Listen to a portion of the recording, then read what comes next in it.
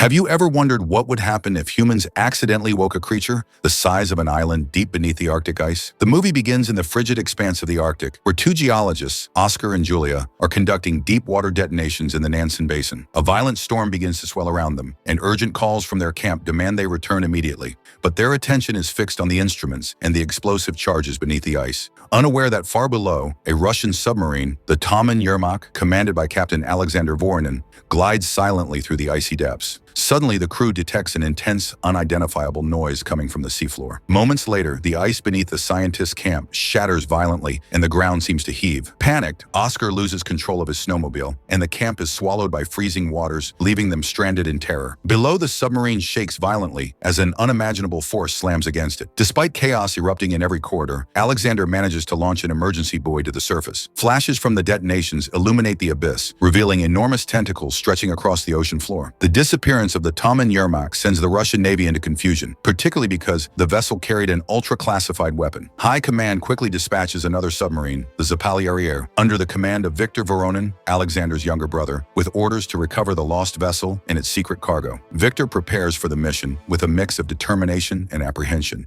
saying goodbye to his family, receiving his father's watch for luck, and meeting Rear Admiral Oshansky, his second-in-command with secret instructions to override him if his decisions are driven by emotion. Meanwhile, Julia and Oscar attempt to call for help from a Norwegian drilling platform, but the storm and weak signals make their cries go unheard. The Zapalierier descends into the Arctic depths, with the crew briefing themselves on the astonishing disappearance of the Yermak. Viktor's resolve is tested as Oshansky warns him to maintain control or risk disaster. Detecting the emergency buoy from the lost submarine, Viktor alters course. Their path is soon blocked by a pod of whales, which scrapes against the submarine's hull, seemingly trying to warn the humans of the lurking danger. Viktor resists the pressure to attack and attempts a low-power impulse to disperse the whales without harming them. The whales flee, sensing a deeper threat, and a low-frequency, unclassified noise begins emanating across the horizon. An unknown object rises from the seafloor, massive and foreboding, prompting Oshansky to order a torpedo attack, which Viktor wisely refuses, understanding the danger of provoking it. The submarine squeezes through a narrow ice channel to escape the pursuing creature. Their vessel scrapes perilously close to jagged ice walls, barely avoiding catastrophe.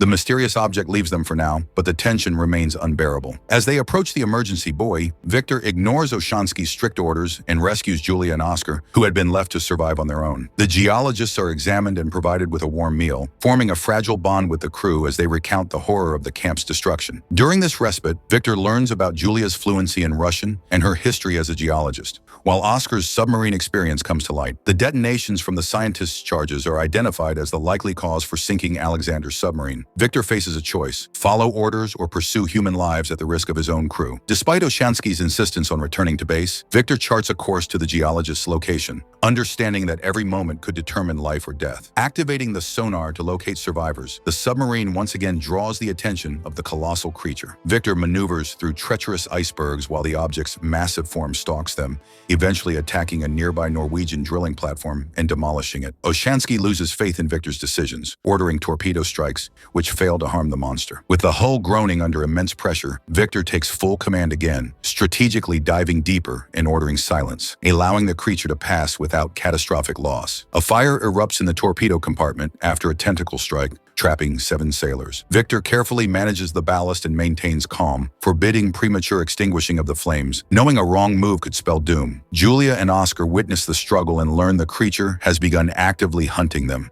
The crew faces the crushing pressure of the Arctic depths, and a piercing noise from the Kraken ruptures a sailor's eardrum, intensifying the terror that envelops everyone aboard the submarine. After stabilizing the fire and assessing the damage, Viktor makes the difficult decision to return to base. In his quarters, he reflects on his late father's final letter, a moment of fleeting serenity before the storm of danger resumes. Julia shares her hypothesis. The detonations awakened a legendary sea creature, the Kraken, long dormant in the basin. She warns Viktor that using sonar could provoke it further and advises him to focus the search for survivors near the site of the detonations. Their tense discussion is interrupted by men detecting faint signals from the sunken Yermak, confirming that survivors remain trapped within. Victor delivers an inspiring speech, emphasizing the mission to save human lives despite mortal danger. The submarine descends into a trench over 5,000 meters deep, necessitating the use of a bathyscaphe. With Kraken at the helm, the vessel navigates through crushing pressure and discovers a graveyard of sunken ships, including the Yermak, whose forward section remains intact. Victor and his brother Alexander locate surviving crew members,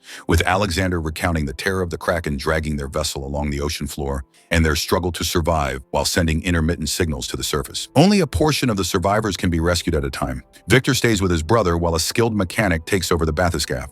Julia convinces Oscar, whose submarine experience is invaluable, to assist in operating the vessel, allowing them to attempt another descent. The crew detects a distant sound approaching rapidly. The Kraken is drawn to them once more. Meanwhile, Victor retrieves access codes from the Yermak to neutralize the ultra-classified weapon, delaying its activation when the Kraken nears, reasoning that it may still serve a purpose in their survival. The sonar monitors display the colossal creature approaching, its massive tentacles threatening the submarine at every turn. The crew maneuvers into narrow crevices to evade it, yet flooding begins as pressure compromises the hull. In a tense moment, the bathyscaphe accidentally triggers a beacon, diverting the Kraken's attention and allowing the Zapalierier to escape. The rear admiral orders an emergency surfacing, while Julia watches with tears, relieved that the creature has temporarily returned to its lair. With the Kraken momentarily distracted, Victor initiates the weapon systems aboard the Yermak. The bathyscaphe crew evacuates flooded compartments, leaving Alexander behind to synchronize with Victor. Time is critical. The Kraken reaches the submarine just as the system reaches readiness. The brothers speak over the radio, exchanging words of forgiveness for past grievances, a poignant moment of familial unity against impossible odds. When the weapon is fired, a powerful beam tears through the creature, shooting beyond the water and ice, reaching into the atmosphere. The impact is catastrophic,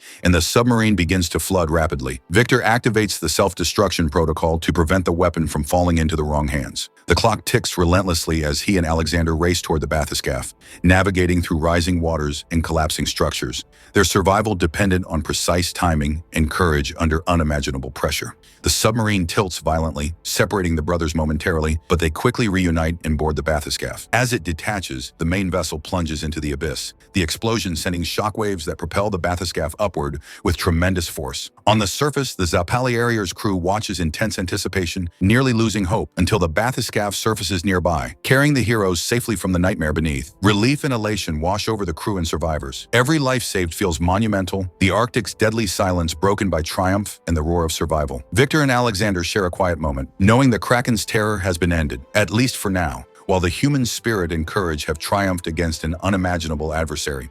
But the victory is tempered by the cost and the intensity of the journey. Julia and Oscar, once ordinary scientists, now bear the weight of witnessing the monstrous legend firsthand. The scientists, Oscar and Julia, find themselves forever changed, having faced the unimaginable and survived to tell the tale. Don't forget to like, subscribe, and hit the notification bell so you never miss more epic, cinematic movie recaps. Comment below with your favorite moment and watch our other videos for more heart-pounding adventures from great animation recaps.